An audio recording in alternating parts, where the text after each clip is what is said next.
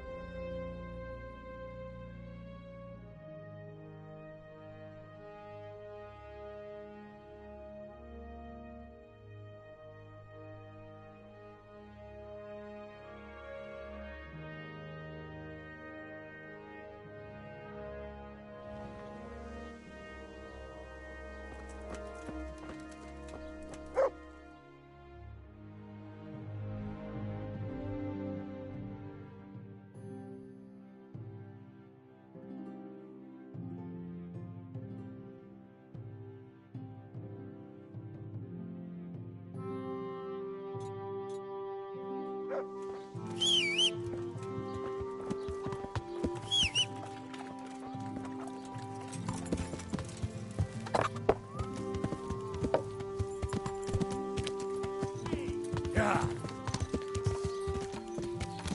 Yeah. Yeah.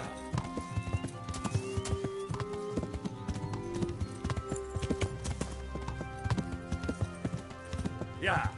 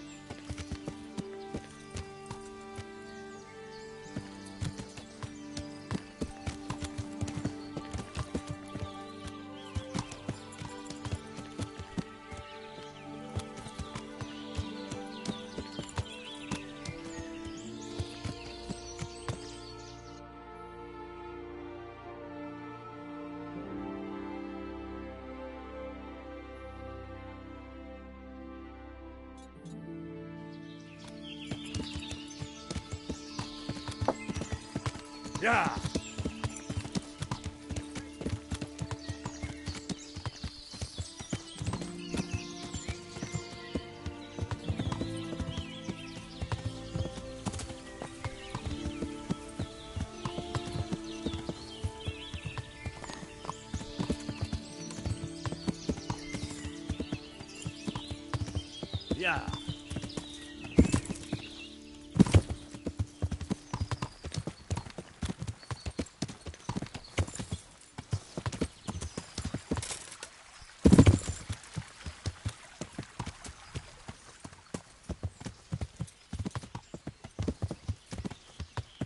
Yeah.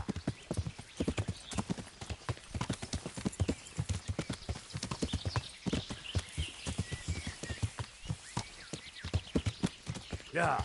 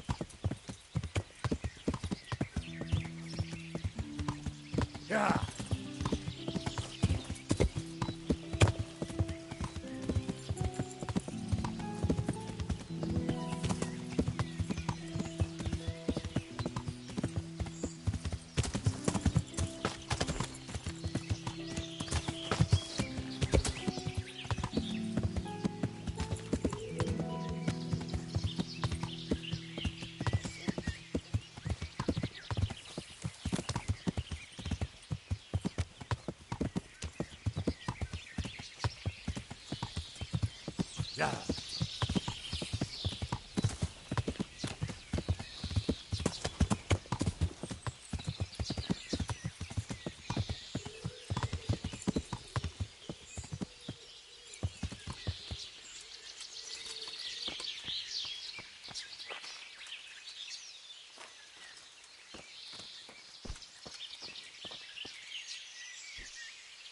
What'll it be?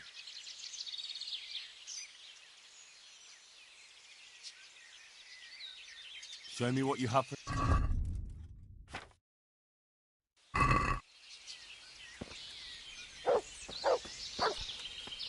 You want to buy some game?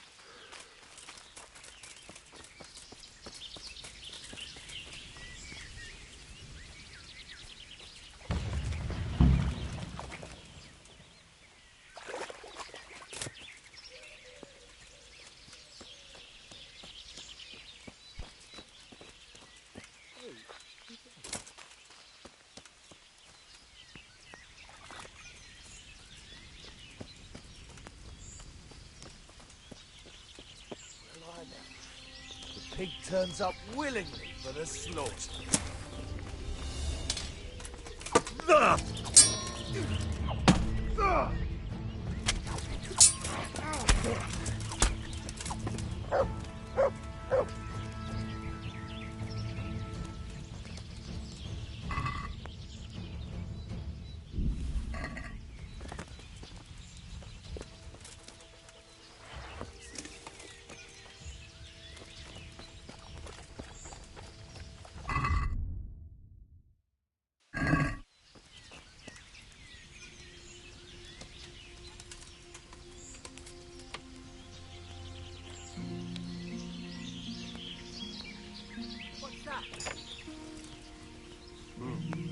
Hey, what are you doing here?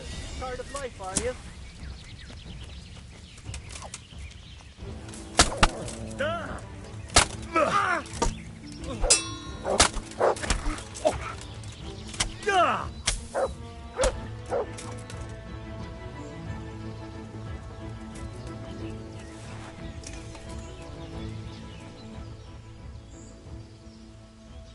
Look what I've got for you.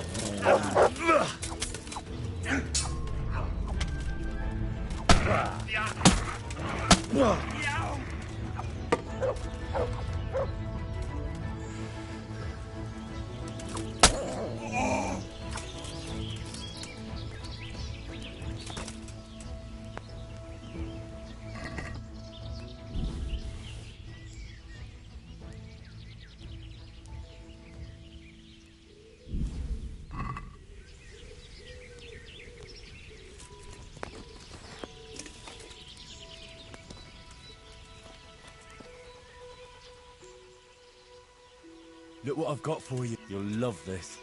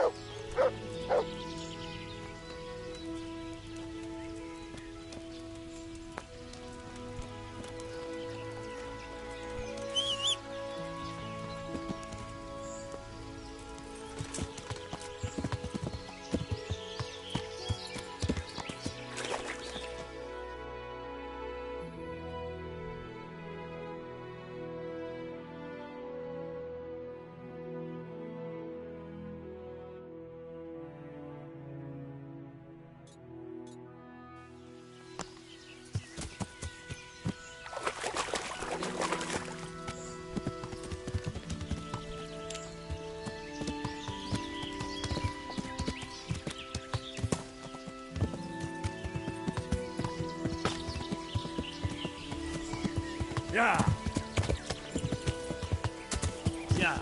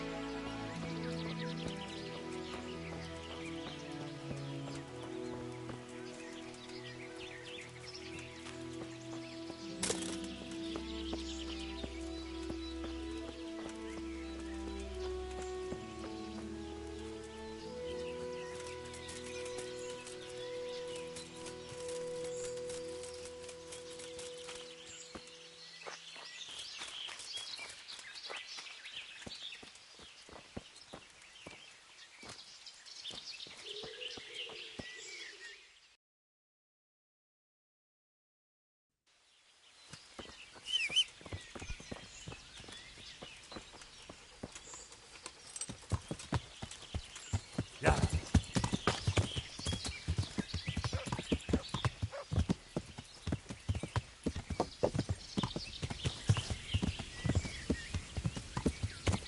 Yeah.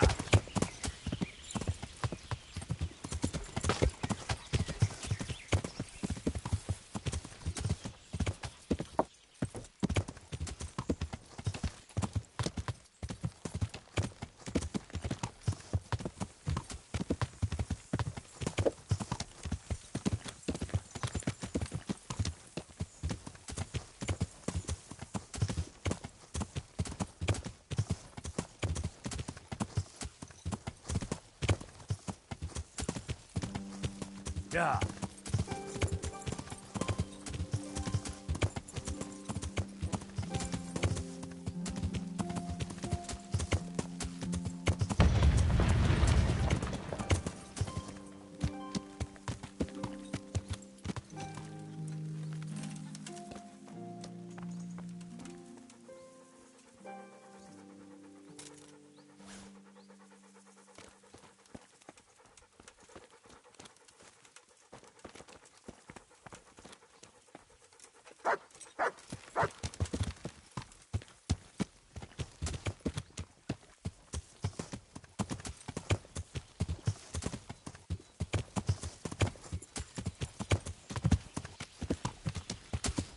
Yeah.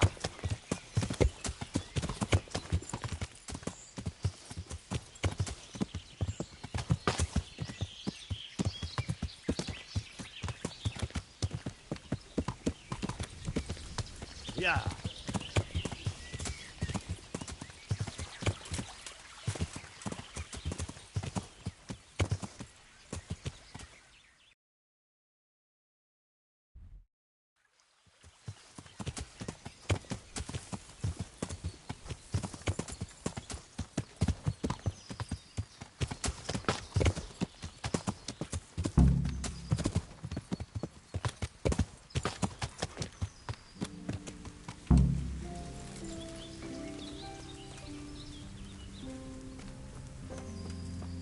Mother of God!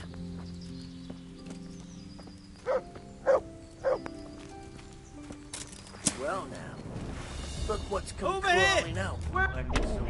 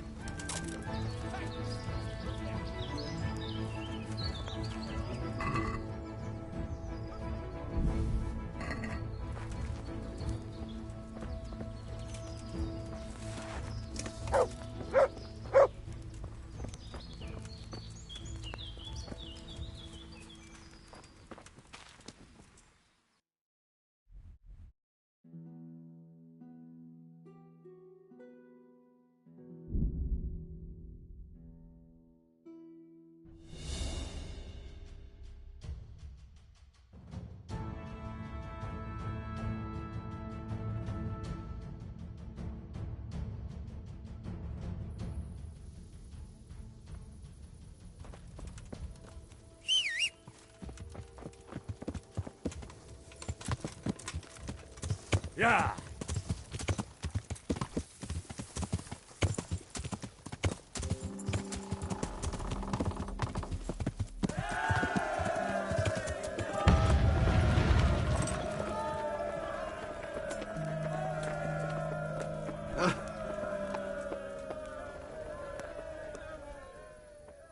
Cože je to za dědina nedaleko Hodotí? I found all of their campsites. The rest of the woods are clear.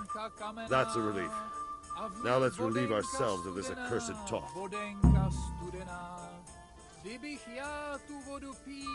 I'm here. Can't you see we're still bombarding? You came too soon.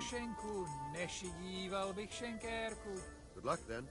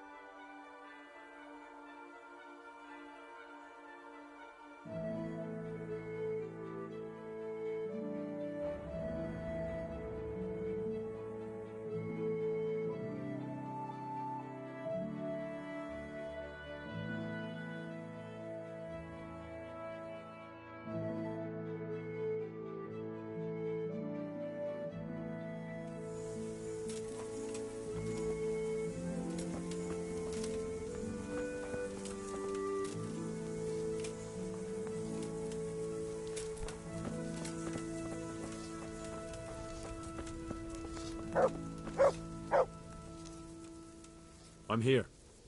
Can't you see we're still Good luck then.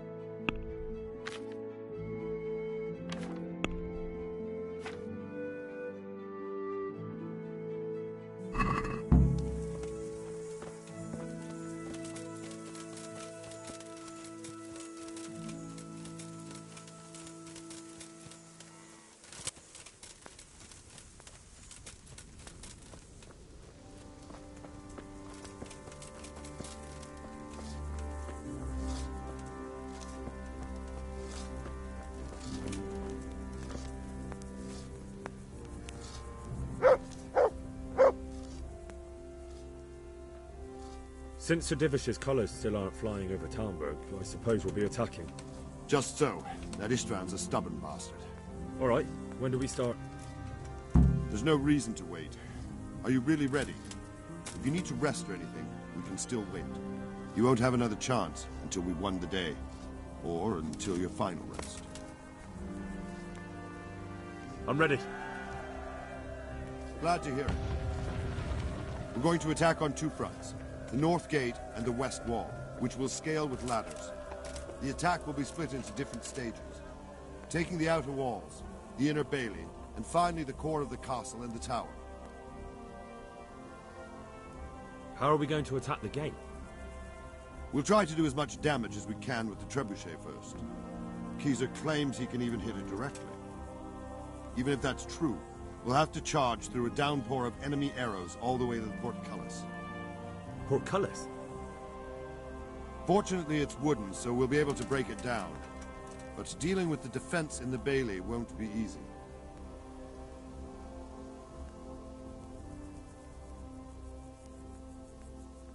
And what's the plan for attacking the west wall? First, we have to get men to the wall with ladders, which is no easy matter under fire, so we'll need as many men covering them as possible. As soon as the ladders are in place, our foot soldiers will run up and try to scale the wall. Once a few of them get to the battlements, we should quickly gain the upper hand. How will we take the battlements? Either by scaling the west wall, or our men at the gate will help. If they can break through, that is.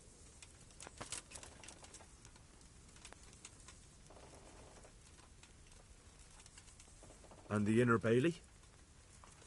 That will be tough. Even if we get through the gate and into the outer bailey, we're still a long way from victory. The castle is designed so we'll be like hens in a coop to anyone with a bow on the inner battlements. We'll have to either fight our way through, or somehow get around them.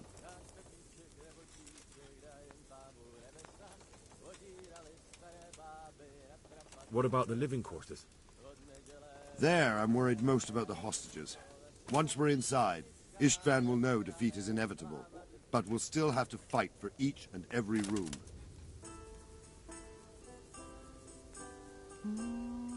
I think I've heard everything I need to know.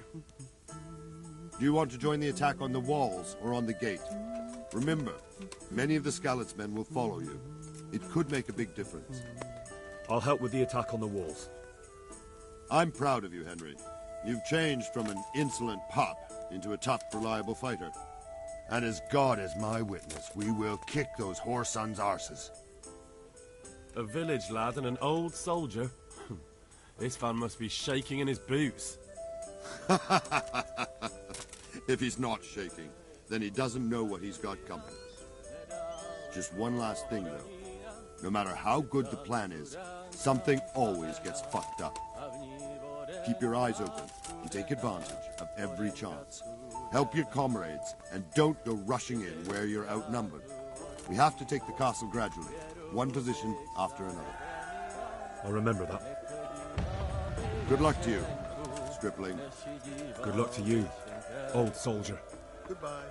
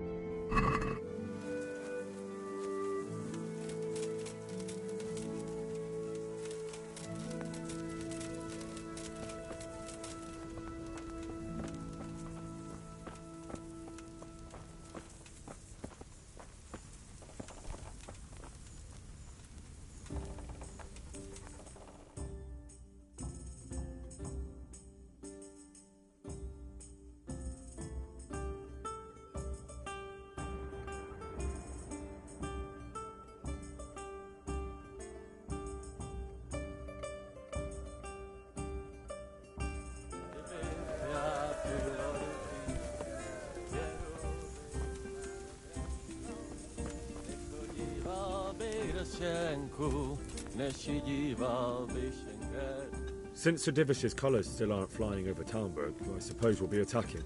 Just so. That Istvand's a stubborn. All right, when do we start? There's no reason to wait. Are you really ready? If you need to rest or anything, we can still wait. You won't have another chance until we've won the day. Or until your final rest. I'm ready. Glad to hear it. We're going to attack on two fronts. The north gate and the west wall, which will scale with ladders. The attack will be split into different stages.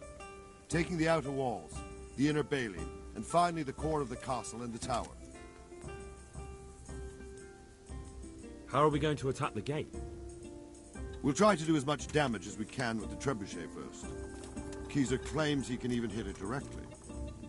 Even if that's true, we'll have to charge through a downpour of enemy arrows all the way to the portcullis. Portcullis? Fortunately, it's wooden, so we'll be able to break it down. But dealing with the defense in the bailey won't be easy. And what's the plan for attacking the west wall?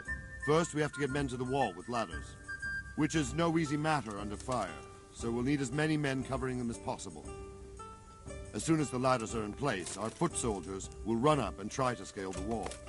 Once a few of them get to the battlements, we should quickly gain the upper hand. How will we take the battlements? Either by scaling the west wall, or our men at the gate will help. If they can break through, that is. And the inner bailey? That will be tough. Even if we get through the gate and into the outer bailey, we're still a long way from victory. The castle is designed so we'll be like hens in a coop to anyone with a bow on the inner battlements. We'll have to either fight our way through, or somehow get around them. What about the living quarters? There, I'm worried most about the hostages. Once we're inside, Istvan will know defeat is inevitable, but we'll still have to fight for each and every room.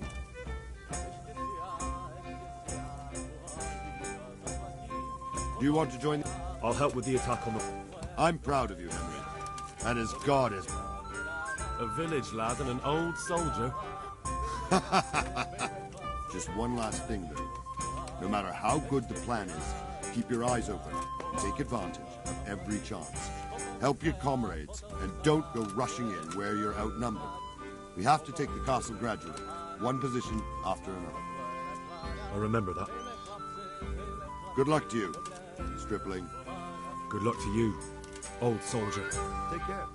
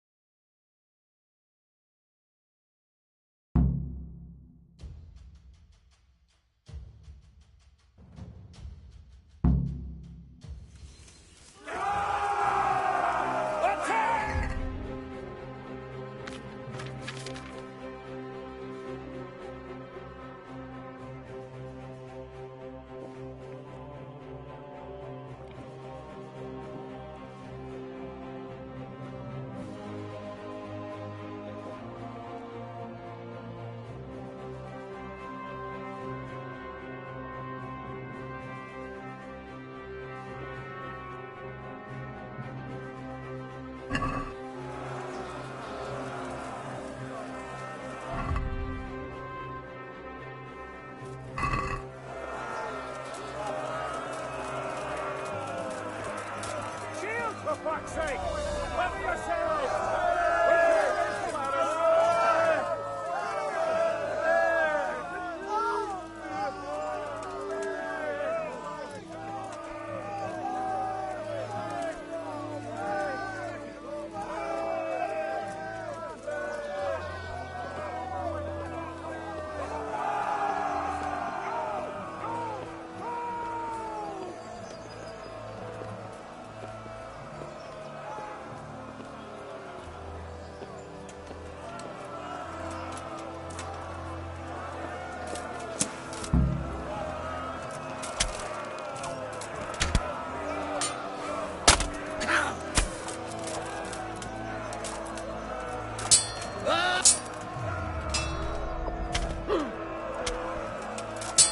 Smash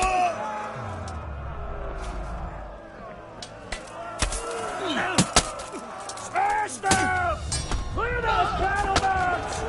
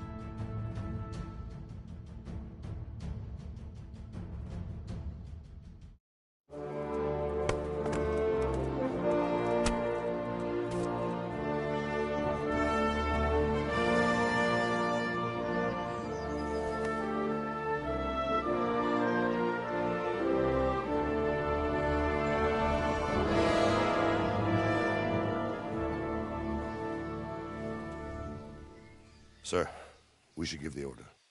Let's see if Istvan Toth can worm his way out of this one. Don't tempt fate, Hamish. Istvan! It's over!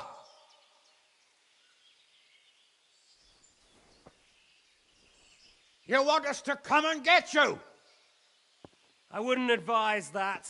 Your friend Divish wants to see his wife alive again. And Sir Radzig? Are both hostages unharmed?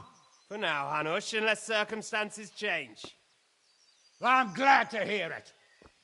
My guest is also safe and sound, but he's also quite keen to go home. I imagine you feel the same way. It's been a long time since you warmed yourself at your own hearth. I'm in no hurry. I've plenty of supplies here, grand view and excellent company. What more could I want? Your freedom! Freedom? Freedom to get an arrow in the back? Sir, you're all noblemen here, all bound by honor. I give you my word as a knight and lord, and that of my companions. If you release Lady Stephanie and Sir Radzig, you may leave the castle with your men and go on your way unharmed.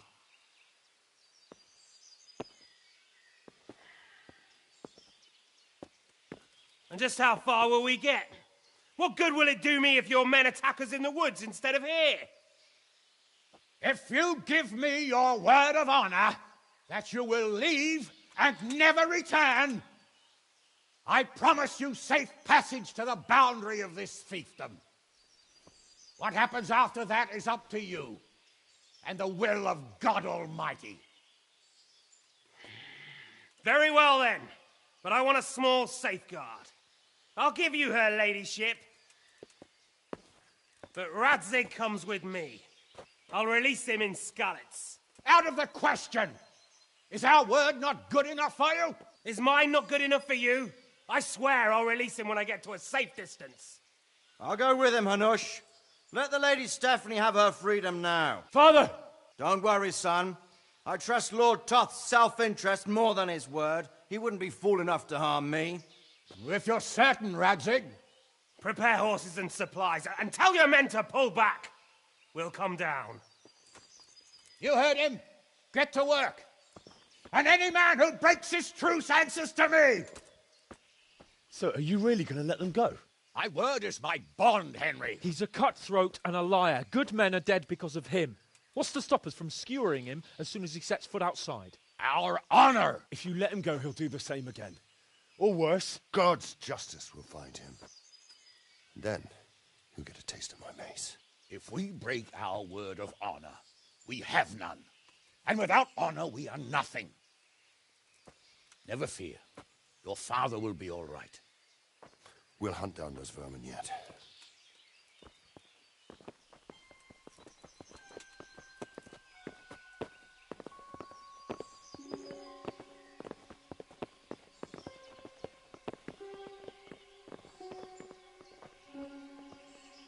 Bring the horses.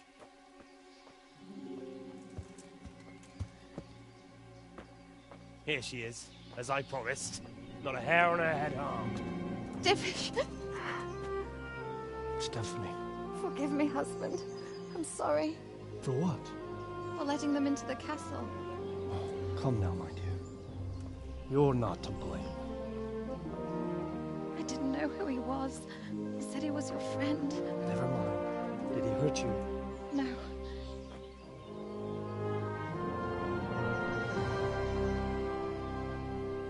I hope your word can be trusted. Certainly more than yours. If everything goes as agreed, I'll set Radzig free in Skalitz. If anyone tries to follow us, I'll kill him. We won't. My apologies for keeping you from your father, but you'll see each other soon enough. Oh, I almost forgot. Your sword. I expect you'll want it back after all the trouble you went to. Actually, you know what? I think I'll keep it. As a memento. This isn't over. I'll find you. I look forward to it. Yeah!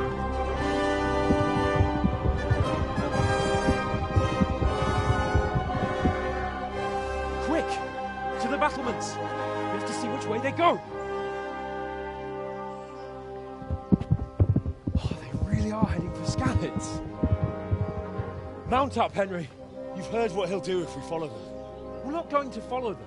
We just have to collect your father. Or do you want him to walk back here when they release him?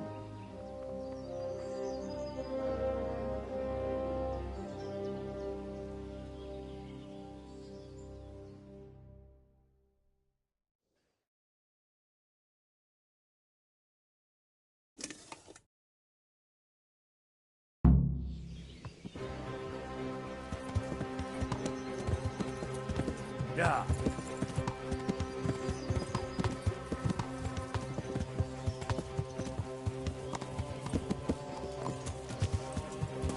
What do you... Yeah.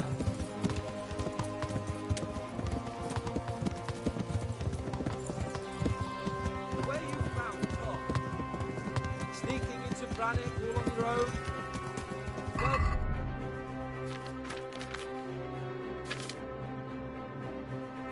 Truth is, I didn't think much about it. I just felt I had to do it. Yeah.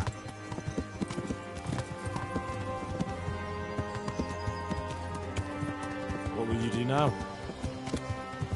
not long ago I only made plans 3 days ahead at most. Yeah. Maybe I really could do something for Rattay and its people. Something really big. But there'll be plenty of time for that later.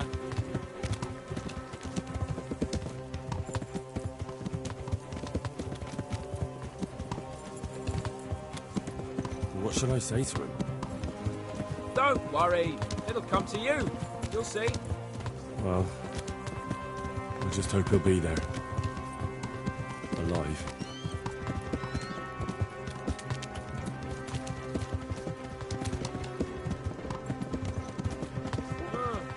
What do you think? Will Toth keep his word? He's a noble, right? Yes. So am I. Sir Radzig will be there.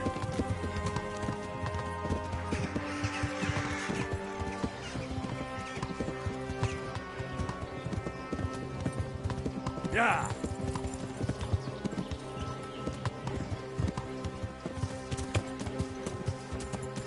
Yeah.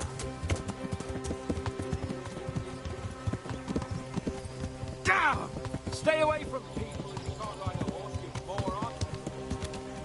Yeah.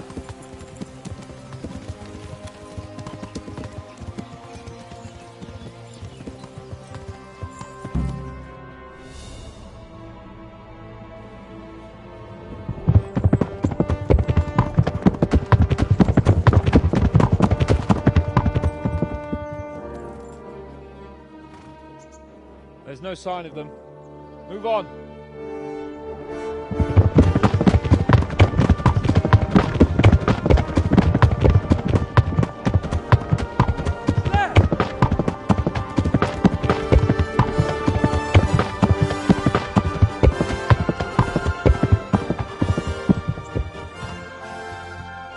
I'm glad to see Ishban kept his word, sir.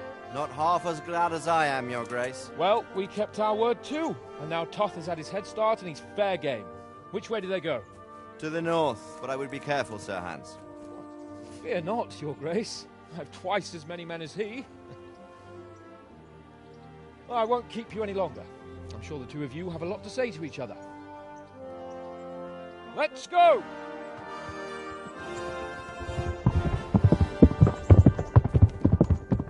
All right, Father. I am.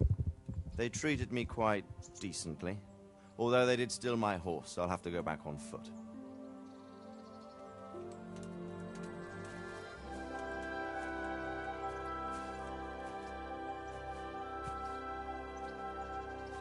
It looks like it's all over. Not by a long shot. It won't be over until we get this mess cleared up. And catch that bastard. How could we let him go? Would you rather we killed him? Even if it meant Lady Stephanie and I died too? No, of course not. But what was to stop us from killing him after the exchange? Honor? Honor? If the word of honor of a nobleman could not be trusted, then he would never have agreed to the exchange. Where's the honor in abandoning your son? You know how it is. We were young. It happened. And I couldn't marry a commoner. Then your father, Martin, came along and took care of both of you. He knew it. What? That I was your father? Certainly. He was a great man. He took you as his own. And always kept an eye on you. Of that you can be sure. I know so little about his past. He told you nothing? Oddly enough, even though you don't have his blood, you're very like him. When he was around your age, he became bored of his trade and set out to see the world. He lived through many adventures, even fought in a war. In a war? Yes, in Poland, I believe. And I don't think he cared much for it. That's why he wanted me to stay at home. He spent some time in Prague, then settled in Kuttenberg. But it seems he quarreled with someone there and finally ended up here. You know the rest. I loved him, but even so, I somehow always had a feeling I didn't quite fit in. It was in your blood, I suppose.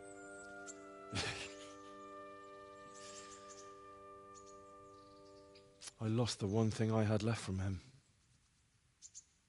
Your sword. Ah, the sword. It's not my sword. It's yours. For a moment there it was so near, yet so far. Oh well, it can't be helped. It was almost within my grasp, but just then I had something else on my mind. Well, I think we may yet have a chance to get it back. This business with Toth is not yet over. unfortunately. That's a chance I'd welcome. Not just to get the sword, but that bastard Istvan too. And then I'll find that German whoreson who torched Skalitz, and I'll slay him with it. I'll never forget his face. Or his name. Marquardt von Aulitz. Those are noble intentions, son. But don't forget there are other things in this world that are worth living for. Like what? Look around you. Blue skies overhead, green grass underfoot, beautiful girls. Good wine, a few good friends, and a fine steed under your backside. Those are things worth living for. Though I can't deny that swine who killed your mother must pay for what he did. It is better not to dwell too much on that at the cost of those other things. On the subject of steeds, I think we'll have to ride like the Knights Templar. How's that? 2 up. One day I'll tell you how they got their seal. You can take the front.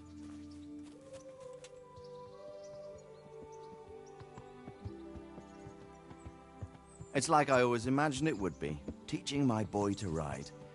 Although it would be better if you were a little smaller. My word, it's all go today, isn't it? I wonder who this is. I think I know. It's Margrave Jobst. The king's cousin? I wonder what he wants. I guess we'll find out soon enough.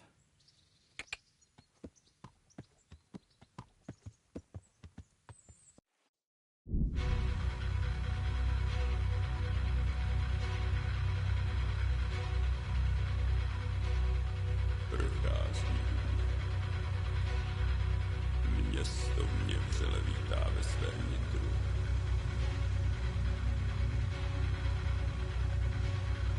Nemusím nic skrývat. Zde nejsem ničím štván. Navždy nejsem cizincem. Aby smutný.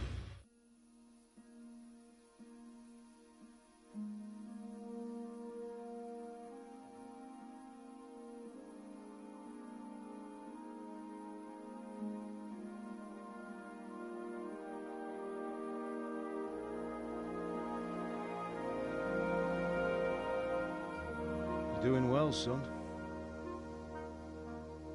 Father. Come now. You know who sired you. That doesn't matter now.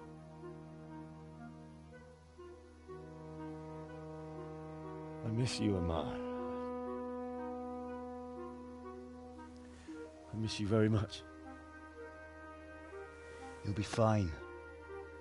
We're proud of you. For what? I let you down. I lost the sword.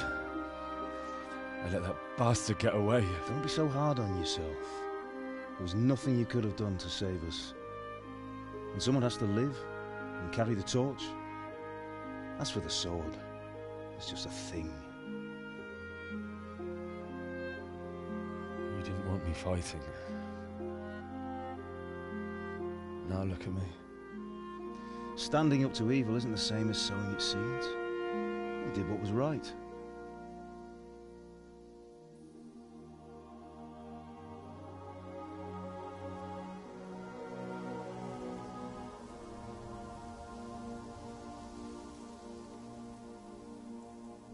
I have to leave you now. Oh, please. You know I can't stay.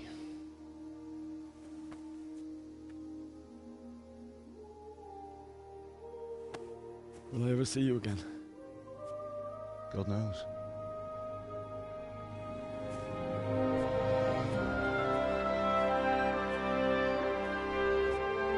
Make her proud. Don't go.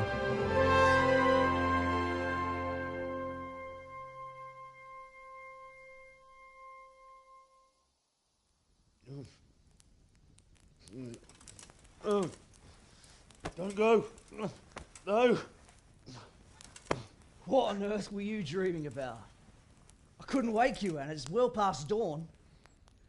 Sir Radzig wants you at the upper castle. The lords are in council with Jobst. Right. I'll go straight away.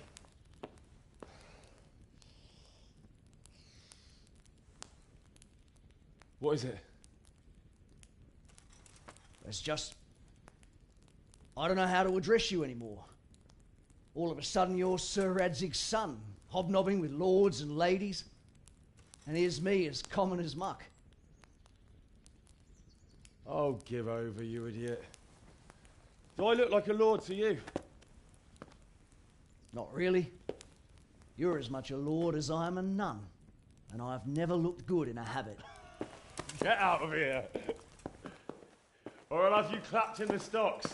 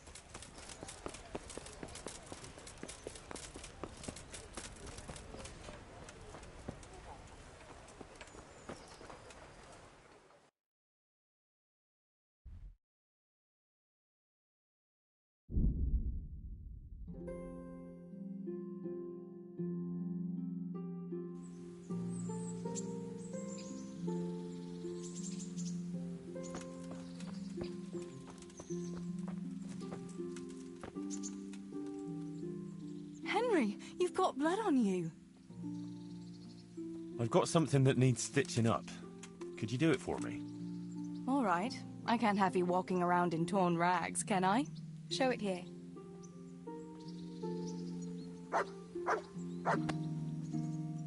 I put on the dress you gave me, Henry. What do you think?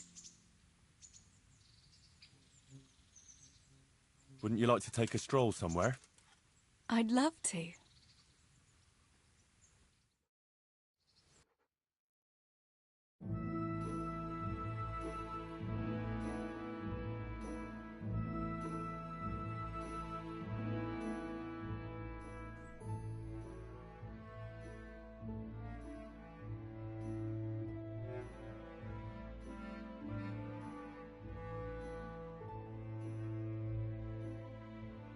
Listen, Teresa.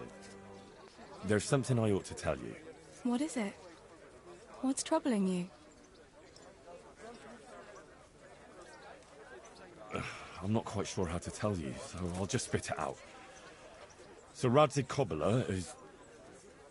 my father.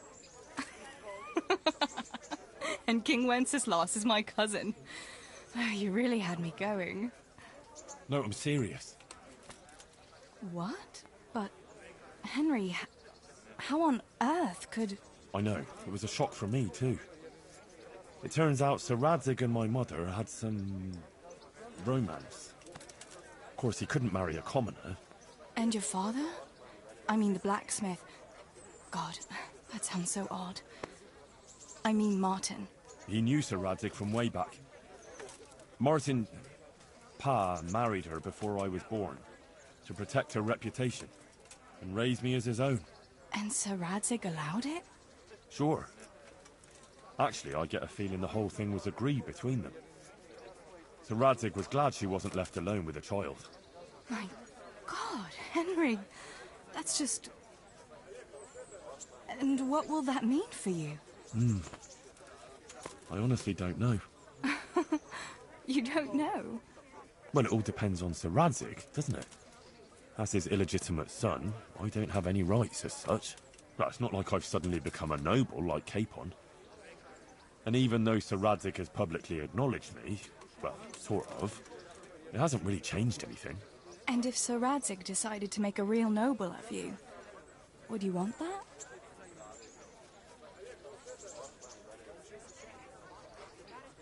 Me become a noble? Fine clothes, hunting, drinking wine from a gold goblet, and stuffed pheasant for breakfast? Ha! Of course! Who wouldn't want it? I think there's a little more to it than that, Henry. You'd have huge responsibilities. True. But anyway, it's not important what I want. A bastard will always be a bastard. I don't know. All sorts of things can change. Would you still care for me, a common millmaid, if you were a nobleman?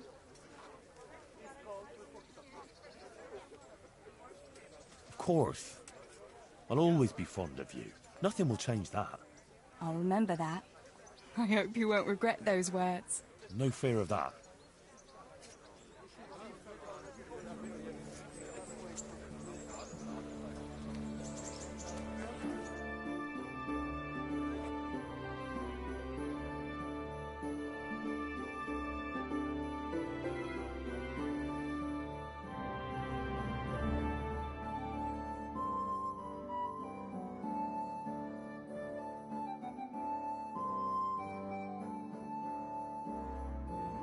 Time passes so quickly with you, Henry. Come and see me again sometime.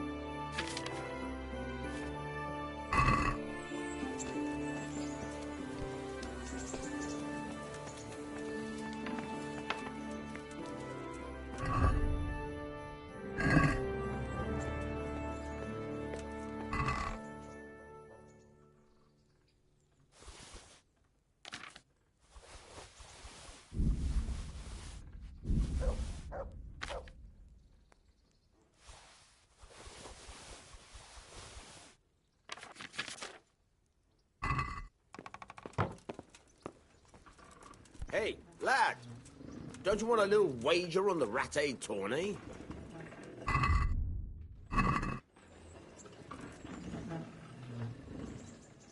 How are you? I've got some goods here. All right. Bye.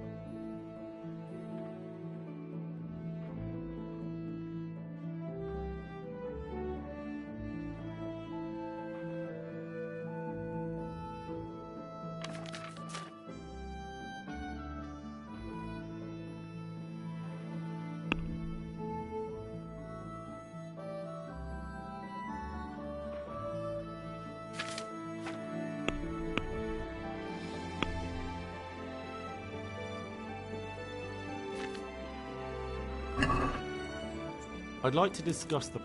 Well...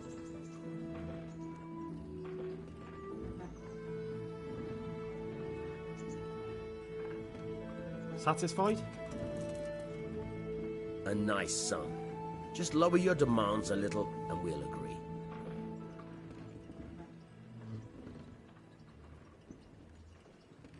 See now, I knew...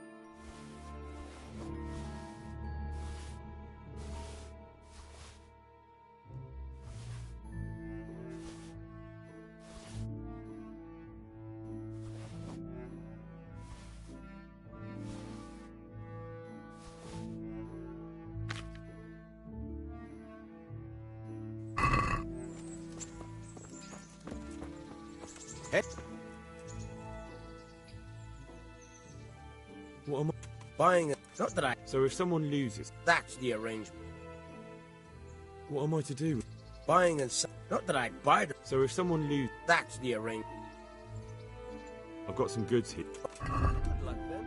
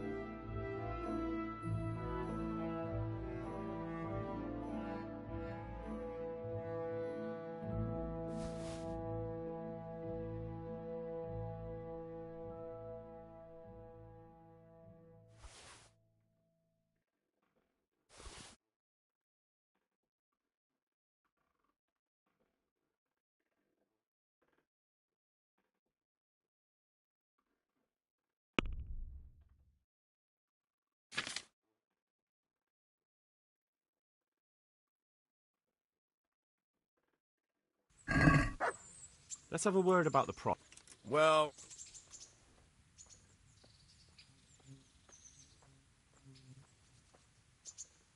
Aye. For that...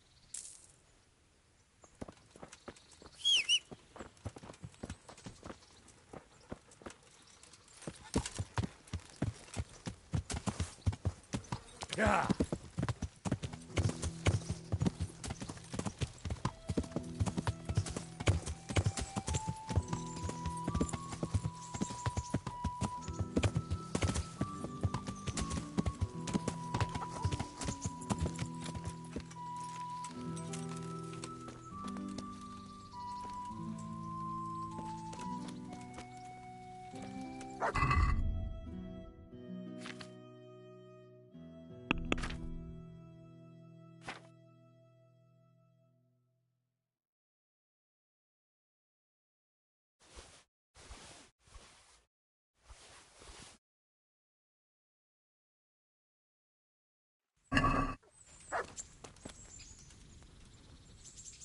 Jesus Christ.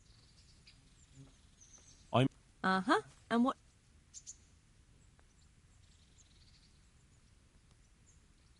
A bit of everything. I'm sure you'll be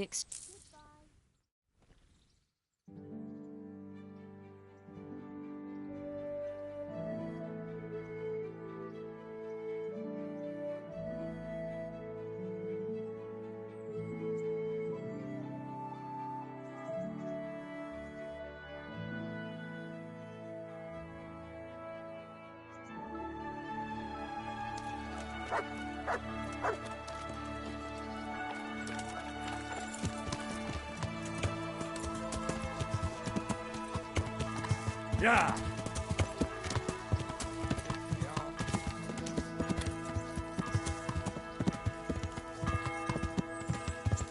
Yeah.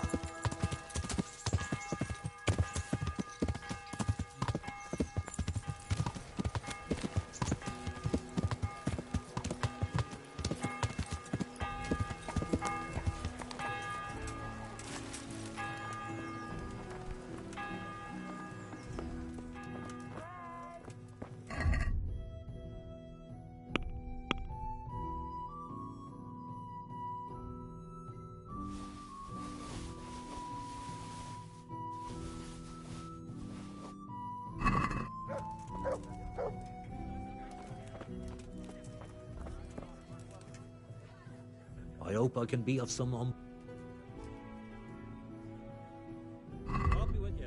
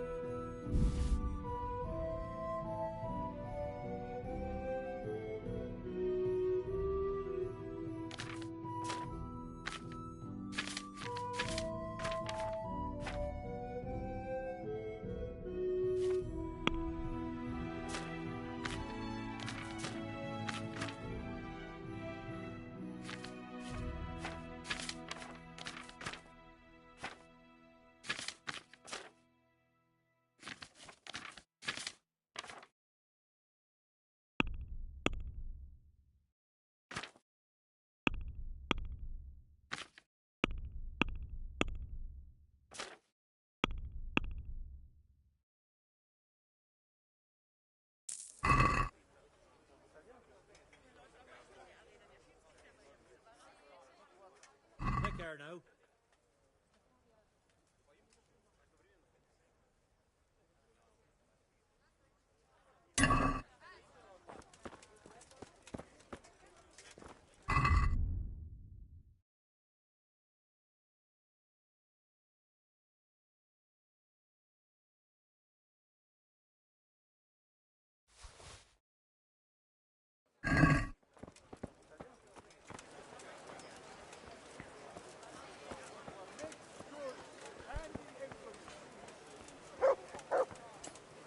Have a look at these cucumbers. They'll stay firm all winter. Buy 'em before someone else does.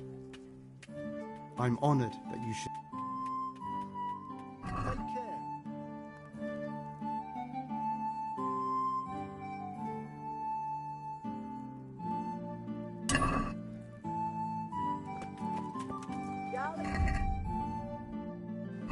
Spring. Asparagus for taste and prunes for what ails you. Try 'em.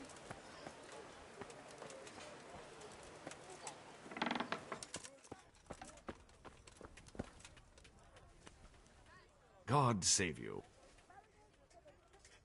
God be with you.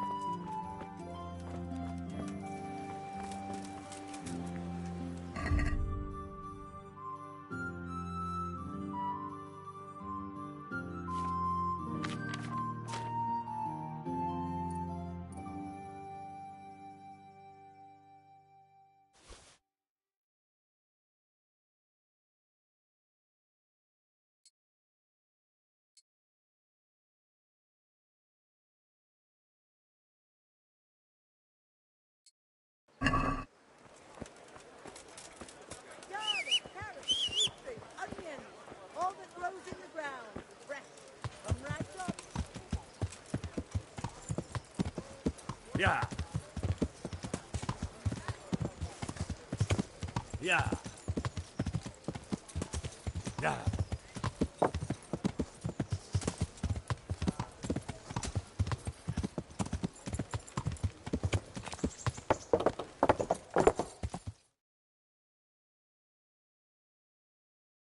Ah, Hal. Are you going to the meeting with Margrave Jobst as well? I am. What about Istvan? I assume... That we didn't catch him? No. Because if we had, you'd be the first one to know. Have no fear. We'll get him eventually. I hope you're right. Anyway, let's go and see what Jobst wants from us.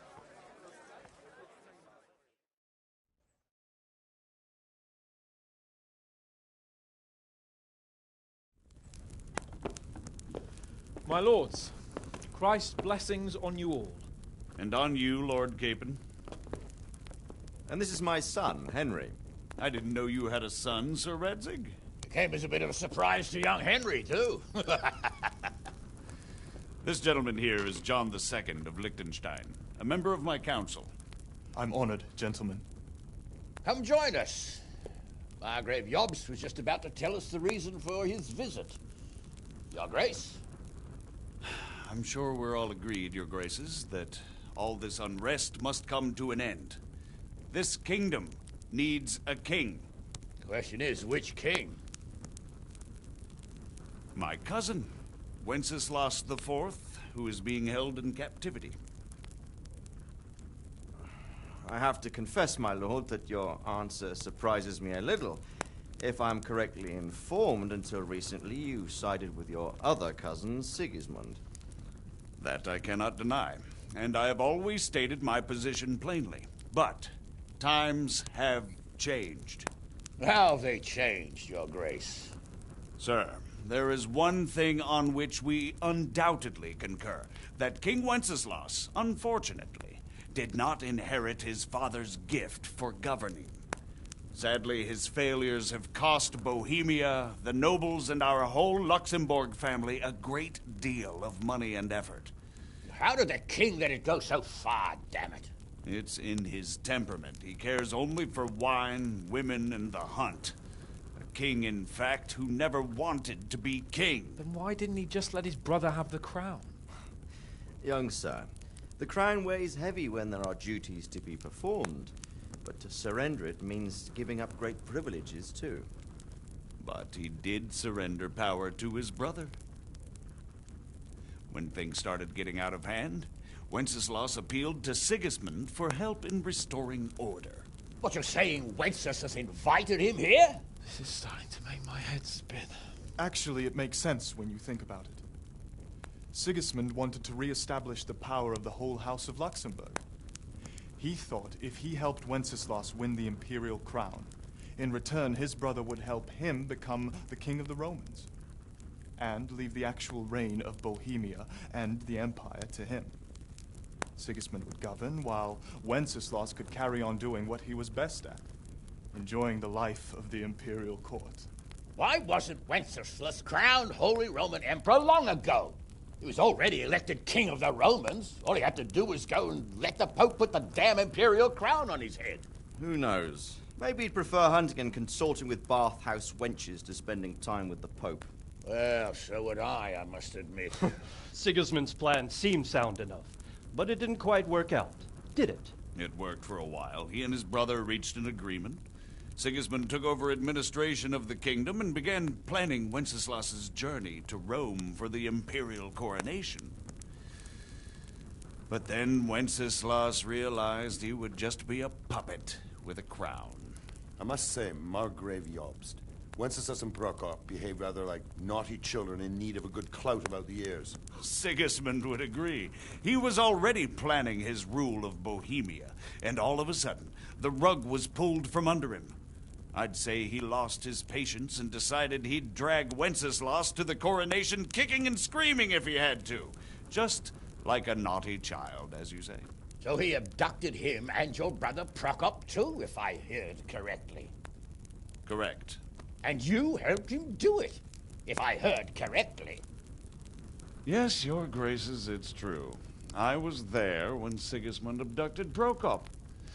I thought everything could somehow be settled, that we could make my brother see sense. But Sigismund just wanted to put an end to the dispute once and for all, whatever the cost. There was nothing I could do to stop him. And that's one of the reasons why I'm here. The worst of it is that it was all for nothing. Instead of putting a stop to the revolt, it escalated it, and the result is this chaos we have today. That's true enough, sir. But I must admit now, I'm not sure what your position is. The king is incompetent, but we must protect him? The simple truth, gentlemen, is that for all of Wenceslas's faults, we have no one else. So we'll have to make do with his idleness. People like him, though. But what can we do now?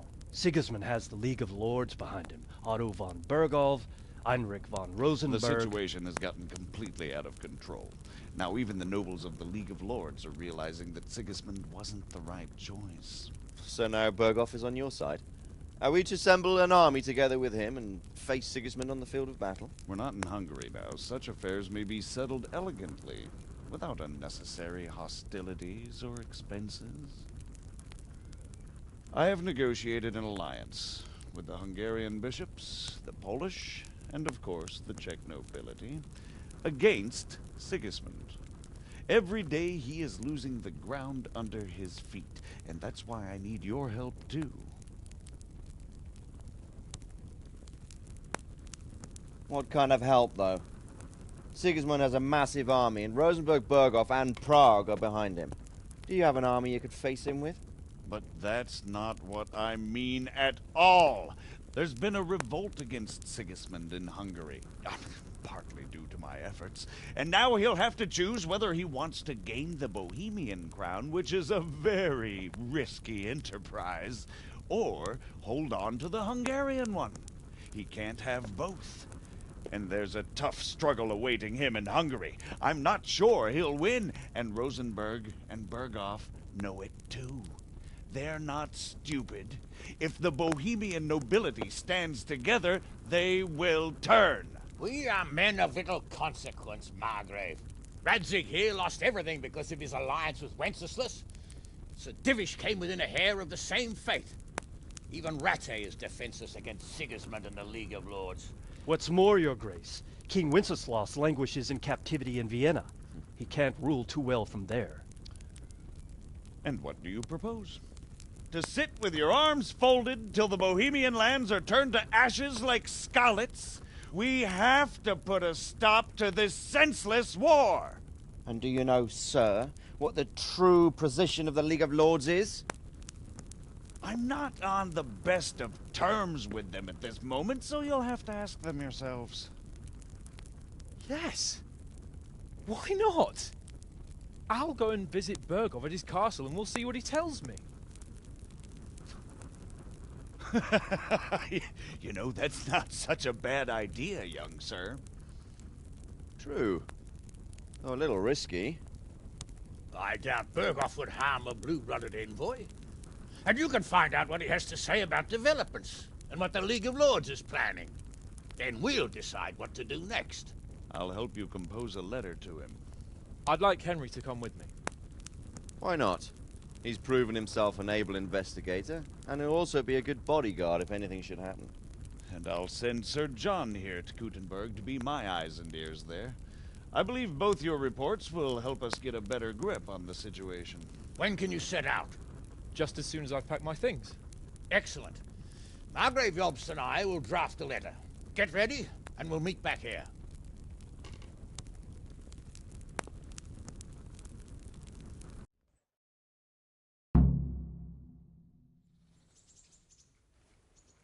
I expect it would be best to write it in your name as Lord of Lipa. Quite so, Margrave. What exactly am I to write? Oh, what isn't really the issue. The question is how. We need to learn where they stand on liberating the king and how Sigismund. If they'll make trouble or join our side. God be with you. What do you think of Job's speech, Sir Robard?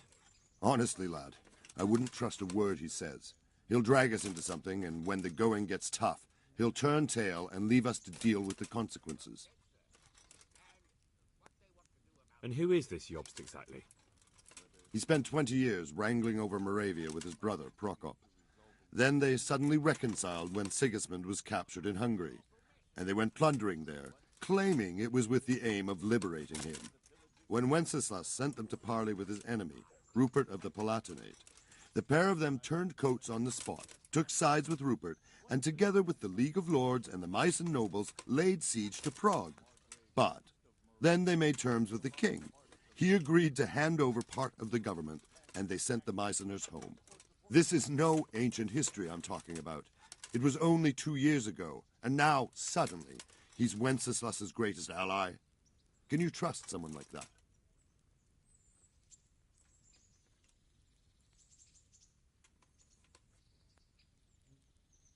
Do you think that rescuing Wenceslas will help the country, sir? God knows. The king is a drunkard. If he governed instead of boozing, wenching at the baths and hunting, there'd be peace and order. Quite honestly, I'm not surprised the Germans deposed him, or that Sigismund's patience ran out. Why? Wenceslas himself sent for Sigismund to help him, and made an agreement with him. And when Sigismund started acting as agreed, Wenceslas double-crossed him and claimed the agreement was invalid, just because he no longer liked it. What would you have done in Sigismund's place? On the other hand, now we've seen what Sigismund has been getting up to here, it's clear he's no better a sovereign than his brother. And that goes double for Rupert, not to mention Jobst, who might well have his eye on the Bohemian throne too. So, all in all, we're probably best off with the drunkard. Better the devil you know. And what about Prokop? Well, he stayed on the king's side, for most of the time at least, largely because they're birds of a feather. He's not keen on governing either, but woe betide anyone who tries to take control away from him. Then he would turn on his own brother, literally. He often behaves like a rebel, just in grander style. What do you think Sigismund's after? I'd say he wants to restore the Empire to its glory days under his father, Emperor Charles, which his brother seems incapable of doing. But he's also defending the East against the Turks, and fighting with his own noblemen at home, battling his brother and cousins here, and Rupert and the Meissen nobles in Germany. He has a lot to deal with, and riding roughshod over everyone certainly isn't helping. Mind you, what else is he to do? I think in more settled times he might make quite a good king, but now he's missed his chance.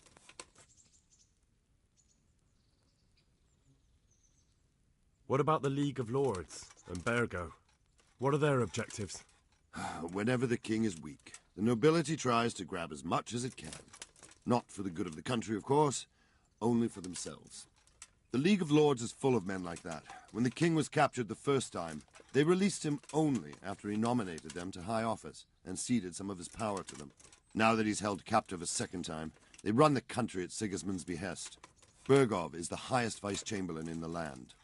As soon as the king was captured, he declared a pogrom on the Jews and raised the tax dues of towns and monasteries. Watch your step with him. And what about Rupert of the Palatinate? What does he want? Rupert? He appointed himself king of the Romans, and ever since then he's been making the tactical moves of a coward who's not sure what to do. If Wenceslas were a man worth his salt, he'd have dealt with him long ago. But then, if Wenceslas was any use, he wouldn't be languishing behind bars in Vienna right now. Good. That was all I needed to know. Thank you, sir. You're welcome.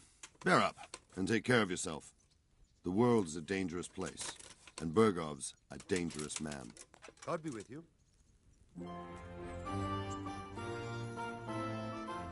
So, what do you think of Margrave Jobst, Bernard? From what I've heard about him, I wouldn't trust him if he told me rain was wet.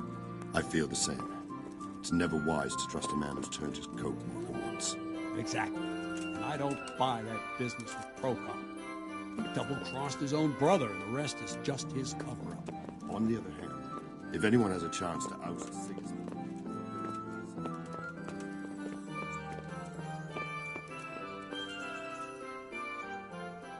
Greetings. What business have you? Goodbye.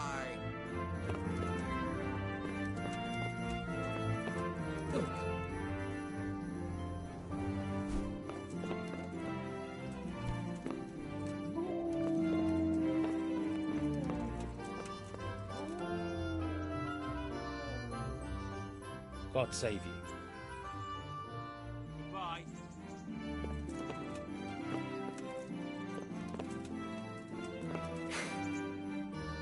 So, it looks like you're off on a mission. Yes, I can't wait. I don't want to dampen your spirits, my boy, but watch out. These are evil times, and who knows what can happen along the way. Not to mention that Bergov is no saint. Don't worry. I know. You've shown you can fend for yourself, but do take care. You'll be traveling as Lord Capon's bodyguard. You'll be there to make sure nothing untoward happens to him. Keep your eyes peeled and your ears wide open. What Bergov tells you is one thing, but what you see may be quite another. Rest assured, Father. And don't get embroiled in anything else. Just hand over the letter, hear out his reply, and return. Yes. Very well. Bergov is at Trotsky Castle. I think you'll find it quite an eye-opener. It's one of the finest castles in the land. It's 3 days' ride from here, so unless you hit a snag along the way, you'll be back soon enough. Any questions? I'm getting a bit lost in the Luxembourg lineage. It all seems a bit too tangled. The Luxembourgs have ruled the Empire and Bohemia for almost 100 years now. Emperor Charles brought this land to prominence. When he was in power, things had never been so good. Wenceslas and Sigismund are his sons, but by different mothers. Jobst and Prokop are their cousins. They were entrusted with governing Moravia. But instead, they've been in a bitter armed feud for years, and now Sigismund's fallen out with Wenceslas. Wenceslas also had another brother, the youngest, John of Görlitz, who was most probably poisoned. They seem like a hot-blooded lot. It's hard to keep up with their affairs, since they tend to change their alliances from one day to the next. Who is he really, this Jobst? The cousin of King Wenceslas. He's the Margrave of Moravia. I admit I don't know what to make of him myself. Until recently, he was allied with the League of Lords. For a time, he even served Rupert of the Palatinate against the king. And now suddenly, he's reversed his position. I don't know what led him to do it, and one can't help being suspicious. It's best to keep a watchful eye on him. But he really is the leader of the resistance against Sigismund these days. We'll just have to see how it all turns out. I'm a bit concerned so many people seem to think so little of King Wenceslas. You knew him, didn't you? What's he really like? Well, there's no straightforward answer to that question. He certainly makes a great hunting and drinking companion, but he can be very fiery and impetuous when things don't go how he'd like them. He never had much of a head for high office. He finds it tiresome. But once a man's grasped the scepter, it's hard to let it go again. You can't just abscond. You've seen for yourself what happens when he disappears for a few months. Better a bad but legitimate king than a bloody war over the throne.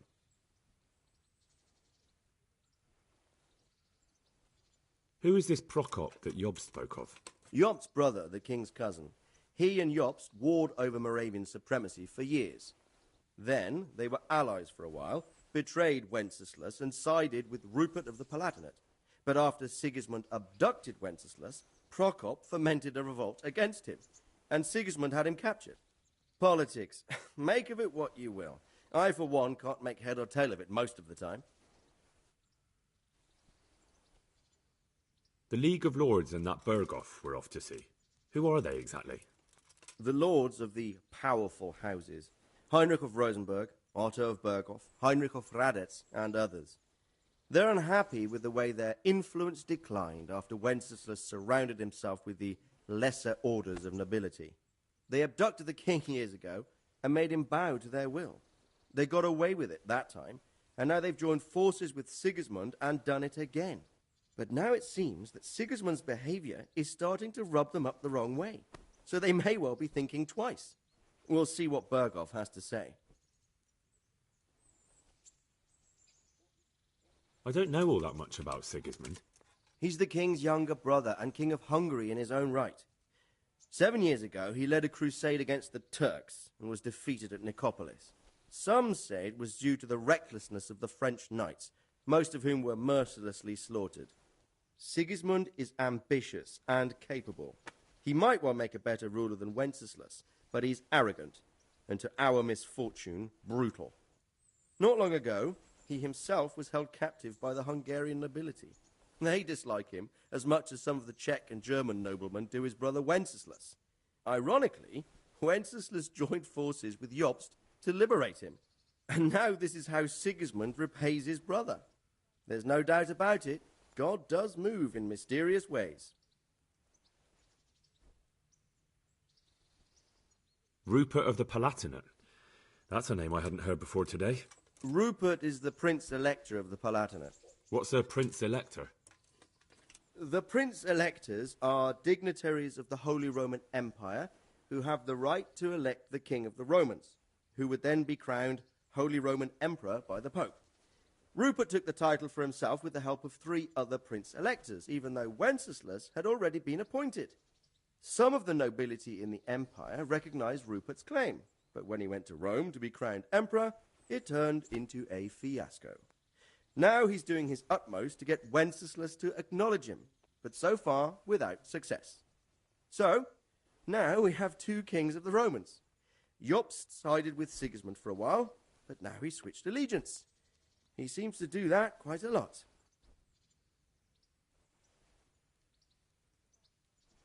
That's about all. Very well. Take the letter from Sir Hanush. And good luck, son.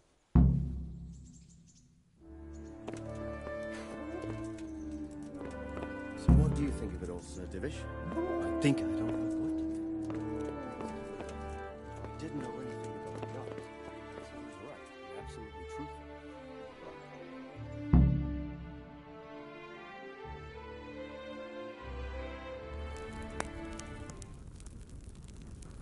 I believe we have written it well, gentlemen. Without a doubt. No one could deduce from this whether we are Sigismund's allies or foes. I must travel back to Brno now, but soon I will go to Brandenburg and I will stop here on the way back. By then, Sir Capon should be back and we can discuss how to proceed. Right. Before you leave, my lord, there is one thing that gives me no rest. Why did Sigismund come as a foe? It makes no sense. If I may, sir, I think I can explain. Oh, please enlighten us, young sir. I live not far from Hungary, where Sigismund reigns. It is a savage country, and the constant war with the Turks has hardened the people. They need a monarch with an iron hand. So when Sigismund felt the wind of revolt, he reacted as he would at home. Only what works on the Hungarian nobles does not work here in Bohemia.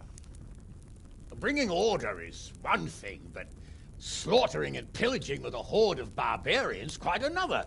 What purpose does that serve? But Sigismund did give the Bohemian nobles a chance to take his side. It was only when they refused his ultimatum that he lost patience and took to the sword. As for the barbarians, he could afford nothing better.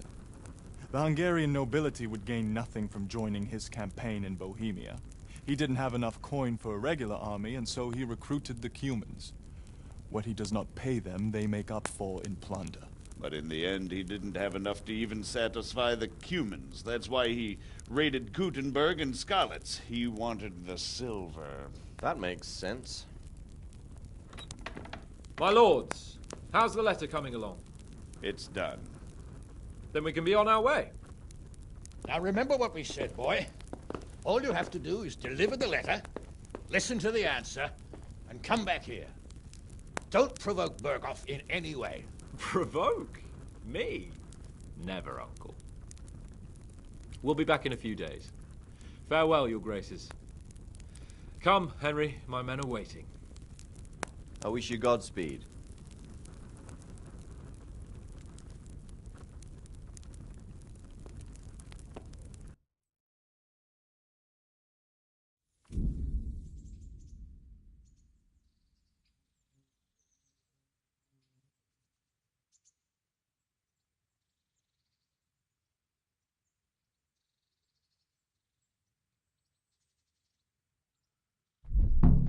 Come now, Hal. My men are mustered in the courtyard. We can get going.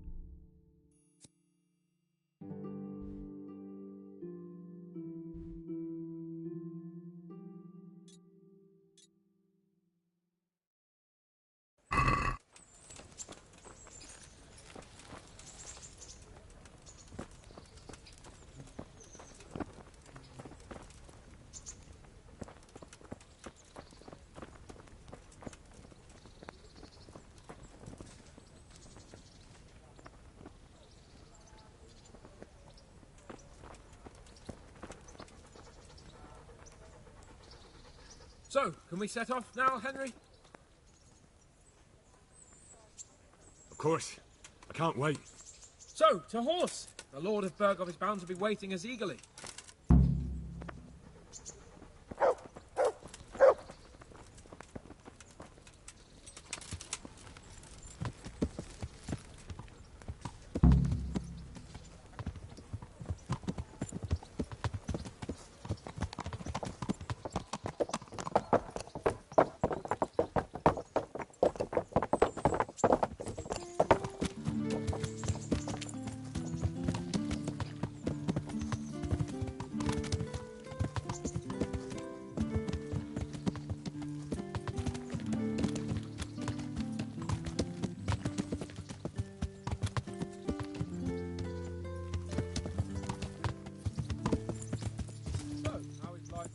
firstborn bastard.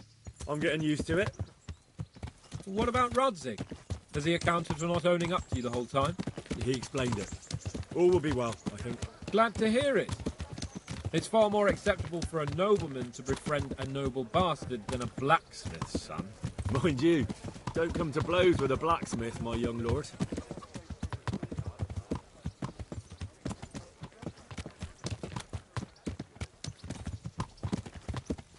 What do you think about Sir Jobst and his plan? Well, I admit all the scheming has me a little lost. I thought Sigismund was the devil, Wenceslas a martyr, those on his side the heroes, and those against him the villains. I believed we'd rescue the king and all would be well again, but now it looks a lot more complicated. Yeah, exactly. I didn't expect the noble lords to be as noble as the angels, but I hadn't expected such a sewer. They behave like children. I can't fathom how after all this backstabbing they're somehow still on speaking terms. I don't know either. Beggar's belief.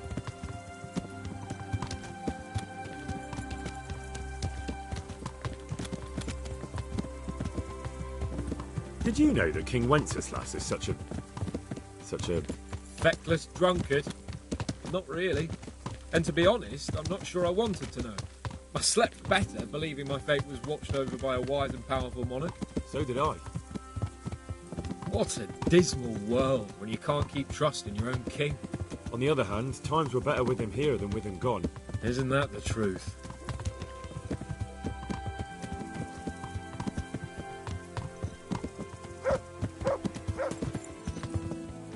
What do you think of Sigismund? If I were him, I'd have had enough of my brother even sooner. But he's a monster. Look at what those hordes of his are getting up to here. What he did in Skalitz. True enough. On the other hand, if Wenceslas and Prokop hadn't double-crossed him, none of this would have happened. No one forced him to burn Skalitz. That's a fact. But he couldn't let them shit all over him either. Not that I'm defending him. He's a weasel. No doubt about that.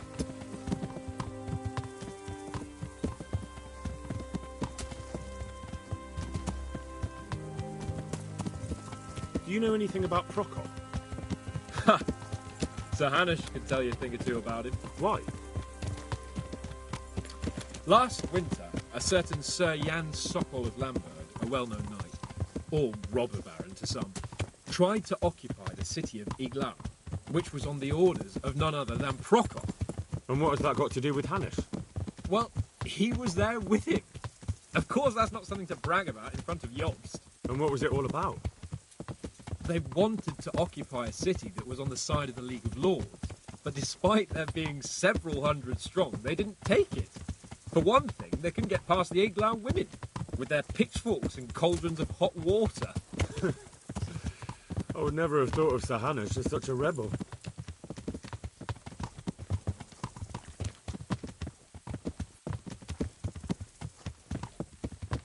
And have you heard anything about Rupert of the Palatinate? A little. He can't manage even to wrest power from a king who doesn't much care for ruling and isn't fighting back. That doesn't seem like a man who has what it takes to rule. And that's all I need to know.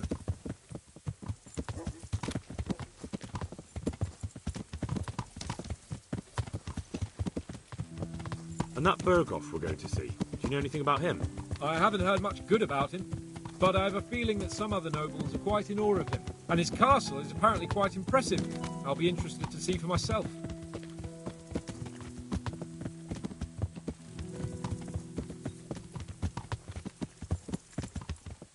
And what about the League of Lords?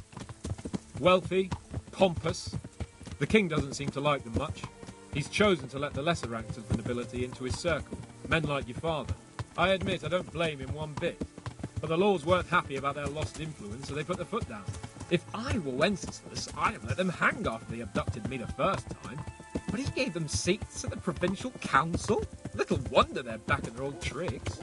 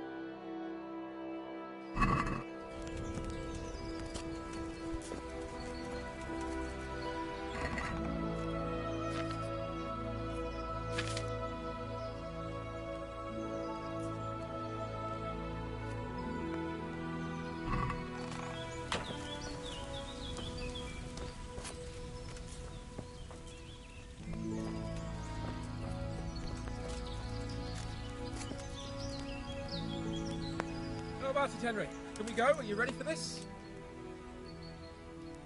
Of course. At last I'll get to see more of the country and have a bit of an outing. Quite.